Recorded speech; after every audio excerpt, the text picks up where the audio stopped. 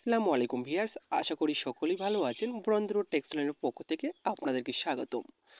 আবার নতুন একটা টিউটোরিয়াল ভিডিও নিয়ে আসলাম আপনাদের সামনে। শুধুমাত্র এক ক্লিকে আপনাদের যে কোনো নর্মাল ফটো এরকম ফটো এডিটিং করে ফেলতে পারবেন। তো কীভাবে এডিটিং করবেন সে বিষয় নিয়ে থাকতেছে আজকের ভিডিওটি স্কিপ না করে সম্পূর্ণ ভিডিওটি দেখার জন্য অনুরোধ রইল। এরকম ফটো এডিটিং করার জন্য আপনাদেরকে একটি অ্যাপ্লিকেশন প্রয়োজন হবে। এই জন্য আপনারা কী করবেন, আপনাদের ফোন থেকে সরাসরি চলে যাবেন প্লে স্টোরে। প্লে স্টোরটি ওপেন করে নেবেন। ওপেন করার পর উপরে সার্চ বক্স, এখানে আপনাদেরকে লিখতে হবে Photolab, PHOTO, Photolab, LAB, Photolab লিখে সার্চ করবেন। সার্চ করার সাথে সাথে দেখতে পারবেন অ্যাপ্লিকেশনটি চলে আসবে। এই অ্যাপ্লিকেশনটি আপনারা ইনস্টল করবেন। ইনস্টল করা হয়ে গেলে ওপেন করবেন। ওপেন করার সাথে সাথে ঠিক এরকম একটা ইন্টারফেস আপনাদের সামনে শো করবে।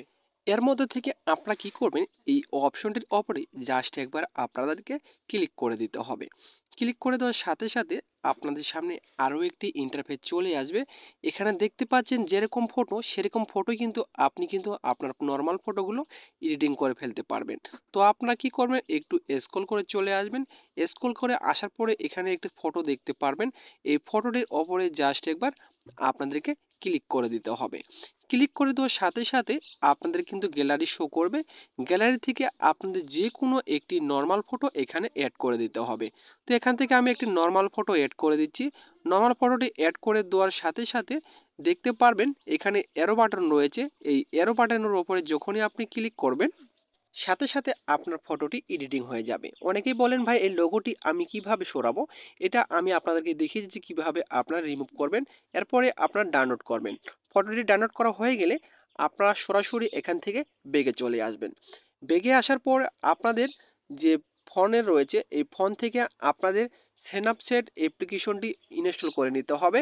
স্ন্যাপচ্যাট অ্যাপ্লিকেশনটি ইনস্টল করা হয়ে গেলে আপনারা ওপেন করবেন। ওপেন করার পর প্লাস আইকন রয়েছে, প্লাস আইকনে ক্লিক করবেন। তারপরে কিছুক্ষণ আগে যে ফটোটি এডিটিং করেছেন সেই ফটোটি আপনারা এখান থেকে সিলেক্ট করে নেবেন।